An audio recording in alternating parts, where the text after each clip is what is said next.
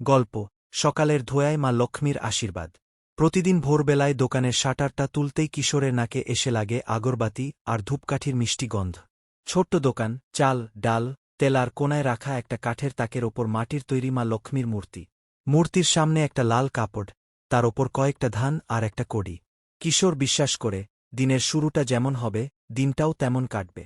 সে ধূপকাঠিতে আগুন ধরাজ। সাদা ধোঁয়া ধীরে ধীরে উঠতে থাকে, যেন দোকানের ভেতরটা পবিত্র করে তুলছে। চোখ বন্ধ করে সে বলে, মা লক্ষ্মী, আজ যেন সৎভাবে ব্যবসা করতে পারি, কাউকে ঠকাতে না হয়। পাশের দোকানের দালাল রঘু এসে দাঁড়ায়।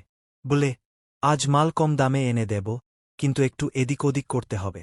কিশোর একবার মা লক্ষ্মীর দিকে তাকায়। ধোঁয়ার আড়ালে মূর্তিটা যেন আরও উজ্জ্বল লাগে। সে শান্ত গলায় বলে, না দাদা, মা লক্ষ্মীর সামনে মিথ্যে করতে পারব না। রঘু হেসে চলে যায়।